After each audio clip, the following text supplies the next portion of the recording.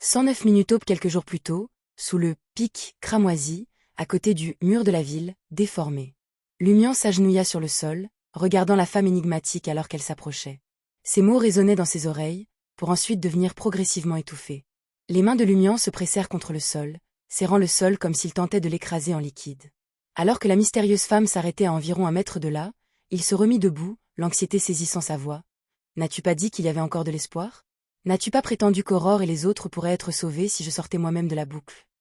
Sa voix devenait de plus en plus rauque à chaque mot. La femme énigmatique restait silencieuse, les yeux remplis de pitié alors qu'elle le regardait.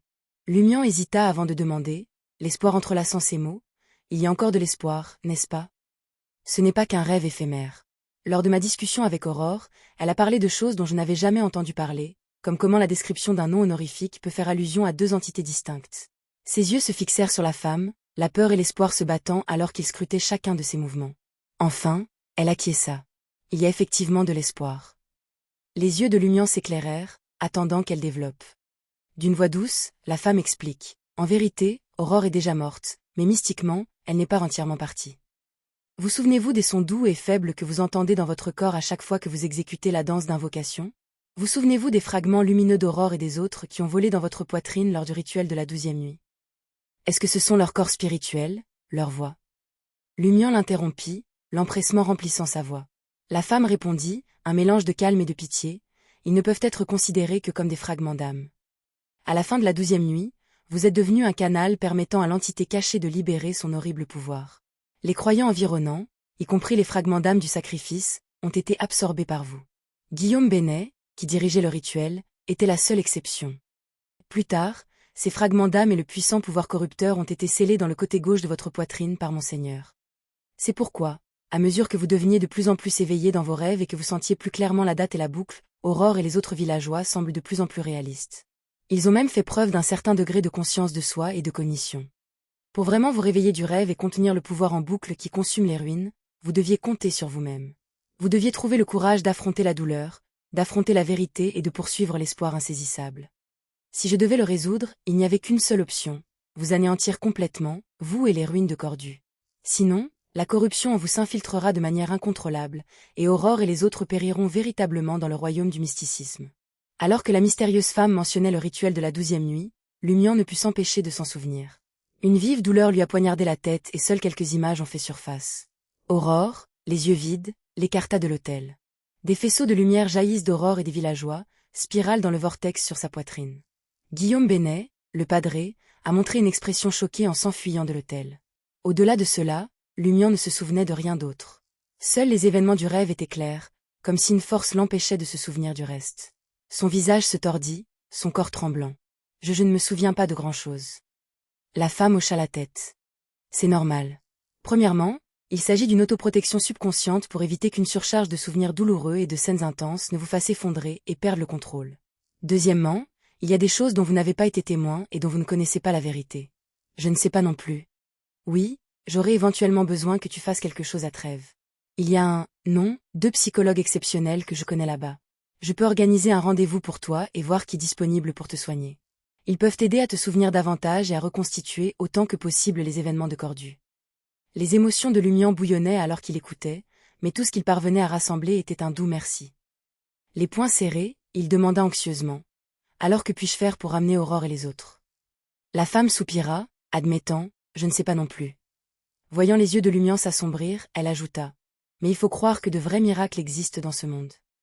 Et la grande existence que j'ai mentionnée plus tôt est synonyme de miracle. Le désespoir et l'espoir enflèrent dans le cœur de Lumian. Même s'il savait que la mystérieuse femme devant lui offrait probablement du réconfort et de l'espoir, il ne pouvait s'empêcher de dire. Vous avez dit qu'une fois que j'aurais percé le secret du rêve, vous me diriez le nom honorifique de cette grande existence.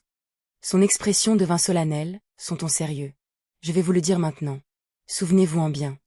Son nom honorifique est le fou qui n'appartient pas à cette époque, le mystérieux souverain au-dessus du brouillard gris, le roi jaune et noir qui porte chance. Tandis qu'elle parlait, Lumian sentit sa conscience glisser, comme s'il pouvait voir un mince brouillard gris et un château se profiler au-dessus. Un regard pesait sur lui. Simultanément, tout le village de Cordu frémit tandis que le mince brouillard qui engloutissait la zone se retirait rapidement. Au moment où Lumian a retrouvé sa clarté, la lumière du soleil avait déjà filtré à travers le ciel, projetant des points dorés sur le sommet de la montagne cramoisie et sur la terre désolée. Lumian a rappelé les 3 lignes du nom honorifique et sa conversation avec Aurore dans son rêve. Il grimaça, un sourire amer se formant alors qu'il disait « Je pensais qu'il y aurait une description du passé, du présent et du futur. » L'énigmatique femme en robe orange a reconnu laconiquement sa remarque. Il devrait y en avoir une autre dans le futur, mais si j'utilise une description autre que les 3 lignes pour le prier maintenant, je ne peux pas garantir que la réponse viendra de lui. Vous devez savoir qu'une telle situation est très dangereuse. Silencieux pendant quelques secondes, Lumian demanda alors, une lueur d'espoir dans les yeux. Si je travaille assidûment pour toi, puis-je éventuellement invoquer ce grand être pour ressusciter Aurore? C'est un chemin, dit doucement la femme. Vous pouvez également explorer d'autres méthodes. Je ne t'arrêterai pas. Je vous rappelle simplement que de nombreuses techniques de résurrection présentent de graves défauts. Lumian hocha la tête, signalant sa compréhension. Il n'a pas osé s'enquérir, mais n'a pas pu s'empêcher de demander. Y a-t-il une chance significative de résurrection? La femme énigmatique lui jeta un coup d'œil et soupira. C'est très, très mince, mais je sais que vous continuerez à le poursuivre. Lumian serra les lèvres, restant silencieux. Ce n'était pas qu'il ne voulait pas lui assurer qu'il ferait tout ce qui était en son pouvoir pour trouver un moyen de ramener Aurore, mais il craignait que parler ne révèle le chagrin qui montait dans son cœur. Après quelques secondes, il a demandé d'une voix rauque. « Qu'est-ce que tu veux que je fasse à Trêve ?»« Rejoignez une organisation secrète et aidez-moi à rassembler des informations, » répondit simplement la femme. « Je vous dirai comment les contacter une fois à Trêve. » Elle a ajouté. « En plus de découvrir la vérité à partir de vos souvenirs, vous pouvez également vous pencher sur les survivants de cette catastrophe. » Survivants? Les yeux de Lumian se plissèrent. La femme hocha la tête. À part vous, il y en a 5 autres. Madame Puali, Beost, Louis Lund, Cathy, qui a quitté Cordu avant la 12e nuit, et Guillaume Benet, qui était protégé par le rituel en tant qu'hôte. Ils se sont enfuis avant que cet endroit ne soit complètement détruit. Le père est toujours en vie? Les lèvres de Lumian se retroussèrent. La dame énigmatique le regarda et dit « Si ma divination est exacte, il devrait se cacher quelque part à Trêve. » Très bien. Lumian sourit en s'essuyant le coin des yeux. La femme a ensuite regardé Ryan, Léa et Valentine, qui dormaient près du bord de la pièce sur le mur épineux de la ville, et a demandé à Lumian « Que comptez-vous faire d'eux ?»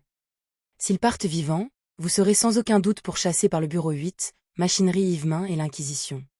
À partir de maintenant, vous ne pouvez que vous cacher. Vous ne vivrez jamais ouvertement sous le soleil. Vous serez toujours accompagné par les ténèbres, la saleté et le danger. Lumian jeta un coup d'œil à Ryan et aux autres, riant d'une voix rauque. Est-ce que les tuer ramènera Aurore?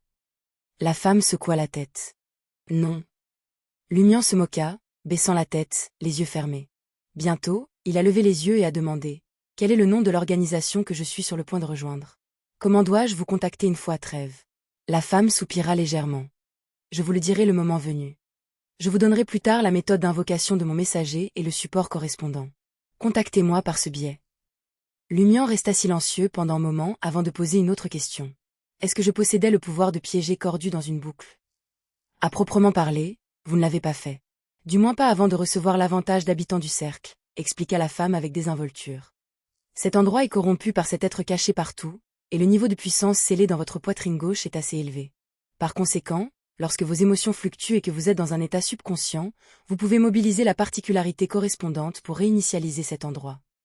Elle fit une pause, ajoutant « Cependant, vous avez toujours été physiquement dans une boucle. La corruption scellée dans votre corps vous permet de réinitialiser votre forme à 6 heures du matin tous les jours et de revenir à 6 heures du matin la 12e nuit. Seuls les changements apportés par les caractéristiques et les avantages du Beyondé sont conservés. Est-ce la vraie raison pour laquelle je me remets à chaque fois que je me réveille de blessures dans les ruines? Pas étonnant que je ne sois pas mort de faim. » Lumian a immédiatement compris. Il jeta un coup d'œil à son corps, un sourire d'autodérision se formant. Ce sera toujours ce jour-là. Ce jour cauchemardesque. Sans attendre la réponse de la femme, il a levé les yeux et a demandé « Comment dois-je m'adresser à vous ?» Elle a souri et a commencé à répondre « Tu peux m'appeler ?» Avant qu'elle ait pu finir, les cartes ont soudainement dansé dans les airs. Chaque carte portait un motif unique, flottant vers Lumian. Instinctivement, Lumian tendit la main droite, tentant d'attraper certaines cartes.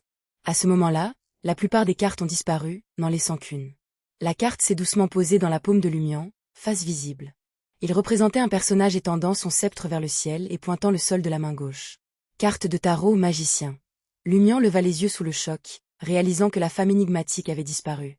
Dois-je l'appeler Madame la magicienne? Lumian retourna inconsciemment la carte de tarot dans sa main, révélant des rangées de minuscules inscriptions ainsi. L'esprit qui erre dans l'infondé, une créature du monde supérieur qui est amicale avec les humains, un messager qui appartient uniquement aux magiciens. Lumian étudia les mots pendant un moment avant de ranger la carte de tarot. Il jeta un coup d'œil à Ryan et aux autres, puis se retourna et s'éloigna en titubant. Tandis qu'il marchait, Lumian ne pouvait s'empêcher de regarder en arrière le sommet de la montagne taché de sang et les murs tordus et épineux de la ville.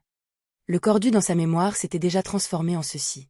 Cela ne ressemblait en rien à ce qu'il était autrefois, mais Lumian faisait toujours de son mieux pour observer et chercher, dans l'espoir de faire coïncider la scène dans son esprit avec la réalité. Il voulait jeter un autre regard sur le géant au sommet de la montagne, mais il savait que cela lui causerait de graves dommages. Sans le vouloir, Lumian a lentement fait le tour du sommet de la montagne taché de sang et des murs épineux de la ville, son regard scrutant constamment les objets déformés et chaotiques. Il savait ce qu'il cherchait et il savait qu'il ne le trouverait jamais. Juste comme ça, Lumian arriva à l'endroit où le mur en bois l'avait bloqué. La majeure partie de la zone s'était effondrée, révélant le jardin derrière elle. Le jardin était luxuriant et vibrant, un contraste saisissant avec le sommet, taché de sang, le mur de la ville, déformé et les ruines de l'autre côté. Au centre se trouvait une crèche en bois marron, rappelant celle que Lumian avait vue dans le château de Madame Puali. Il se pencha inconsciemment et réalisa qu'il y avait une petite empreinte en forme humaine sur le lange en coton blanc légèrement vieilli dans le berceau. C'était comme si un bébé avait autrefois couché ici, mais on ignore désormais où il se trouve. Qu'est-ce que cela signifie? Juste au moment où cette pensée traversait l'esprit de Lumian, il sentit la lumière du soleil briller du ciel devenir beaucoup plus brillante. Il leva instinctivement les yeux et vit des flammes dorées engloutir complètement le sommet de la montagne. Le géant à 3 têtes et 6 bras surgissait dans l'enfer, semblant fondre. Lumian le regarda fixement pendant quelques secondes avant de soudainement lever les mains pour se protéger le visage. La lumière du soleil était trop intense. Dans le bâtiment semi-souterrain de 2 étages au bord des ruines. Lumian se dirigea péniblement jusqu'à la chambre de sa sœur avec les 237 verles d'or et 46 kopeks qu'il avait récupérés. Il attrapa une valise marron remplie de vêtements et de souvenirs et poussa la porte. Il était là pour dire au revoir. Dès qu'il est entré et a vu le bureau avec les manuscrits, sa tête a palpité lorsqu'une image a fait surface. Les yeux d'Aurore se tournèrent, plus vides. Elle regarda Lumian, qui avait été repoussé, et dit avec difficulté. « Mon carnet. Le carnet de sorcellerie de grande sœur? Y a-t-il des informations importantes dedans ?» Lumian pressa son front, se dirigea vers le bureau et ouvrit le tiroir du dessous. Des cahiers sombres familiers accueillèrent ses yeux. Il se souvint soudain qu'Aurore lui avait appris beaucoup de connaissances mystiques avant la destruction de Cordu. À Dariège, à la gare des locomotives à vapeur. L'agent de billetterie a regardé Lumian et lui a demandé « Où sont vos pièces d'identité ?» « J'ai oublié, » répondit Lumian, vêtu d'une chemise en lin, d'une veste sombre et d'un chapeau noir à bords ronds, tout en tenant une valise marron. Il s'est ensuite retourné et s'est éloigné de la fenêtre. Un petit homme coiffé d'un demi-haut de forme et d'un costume noir s'approche de Lumian en lui murmurant. « Tu veux prendre le wagon de courrier ?» Il se dirige vers la Bigorre. « Est-ce que cela nécessite une pièce d'identité ?» Essenquit Lumian. Le petit homme rit, répondant. « Pas besoin. Notre entreprise est sur le point d'être écrasée par la locomotive à vapeur. Pourquoi aurions-nous besoin de documents d'identification? Alors, tu les prends ou pas? C'est le dernier vestige de la romance de l'époque classique. » Lumian a fait un léger signe de tête et a demandé. « Combien ?» L'enthousiasme du petit homme s'est enflammé. 20 verles d'or jusqu'à Bigorre, ça prend environ une journée. Il y a 5 arrêts entre les deux. Chaque arrêt permet de se reposer, de changer de cocher et de chevaux. 2 des arrêts proposent également de la nourriture gratuite. Sans autre question, Lumian suivit le petit homme dans une rue déserte à proximité. Une grande calèche tirée par 4 chevaux était garée au bord de la route. Lors de l'embarquement, Lumian a découvert que l'intérieur était plutôt spacieux. Comme la voiture publique, elle comportait 2 rangées séparées par une allée, ainsi qu'un espace pour des bagages plus volumineux. Il trouva un siège près de la fenêtre, posa sa valise et en sortit un livre avec une couverture rouge foncée. Alors que les chevaux hennissaient dehors, Lumian feuilletait le livre, éclairé par la lumière du soleil pénétrant à travers la fenêtre. À côté de lui était assis un homme d'une 30aine d'années avec une moustache bien soignée, des cheveux bruns, des yeux bleus et une tenue élégante. Il jeta un coup d'œil au livre dans la main de Lumian, demandant avec intérêt. « Amour éternel ?» Le livre d'Aurore Lee, celui mettant en vedette le rôle principal féminin nommé Kingsley et le rôle principal masculin nommé Ciel? Oui. Lumian hocha la tête. L'homme moustachu est devenu bavard. Ce livre est le premier ouvrage d'Aurore Lee. L'écriture était assez amateur, notamment les dialogues entre les personnages. Cela ne ressemble pas du tout à quelque chose que les gens diraient dans la vraie vie. C'est tellement émouvant, c'est inconfortable. En effet. Lumian hocha de nouveau la tête. Il baissa la tête et feuilleta les dernières pages du livre, son regard posé sur le passage concerné. Sur son lit de mort, Kingsley serra la main tendue de Ciel et regarda son expression angoissée. Elle a forcé un sourire et a dit avec difficulté. « Stupide, vis bien. » Fin de la première partie, au cauchemar.